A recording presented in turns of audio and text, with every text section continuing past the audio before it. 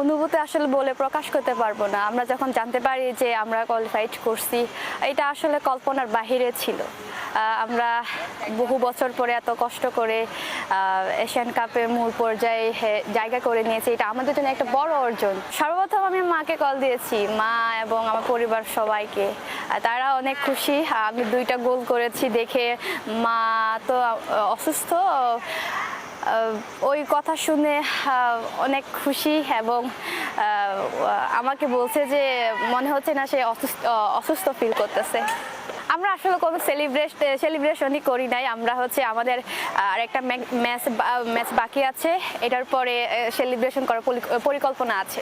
কোনো কারণ নাই ভাই। আমি যখন সেকেন্ড গোলটা করি, এটা আমি আসলে কি বলবো, এই অনুভূতি এটা আসলে আমি বলে প্রকাশ করতে পারবো না। আমার খুব আবেগে আপ্লুত হয়ে গেছি। বাংলাদেশের ফ্যানদের আমি অবশ্যই বলবো, যেভাবে আমাদেরকে সাপোর্ট দিয়ে যাচ্ছেন, আগামীতে যেন আমাদের এভাবে সাপোর্ট দিয়ে যান।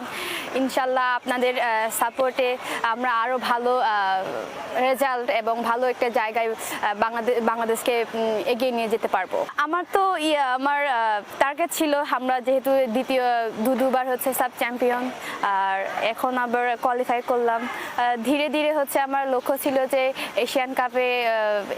এশিয়ান কাপ খেলার, আমরা বাংলাদেশ টিমকে একটা ভালো পর্যায়ে, একটা ভালো একটা জায়গায় নিয়ে যাওয়ার, সেটাই আমরা ধীরে ধীরে করতেছি। টার্গেট ছিল ভাই আমাদের এশিয়ান কাপ খেলার, এবং ওই টার্গেটটা আমরা ফুলফিল করতে পেরেছি মূল পর্যায়ে গিয়ে। এটাই টার্গেট ছিল। সব কিছু মিলিয়ে ভালো ভাই, আমরা একটা ভালো কোচ পেয়েছি। উনি সবসময় আমাদের ভালোই চান, আর কি বলবো। আর উনি যে প্রশংসা করছেন, এটা আমি জানি না আমি কতটুকু প্রাপ্য।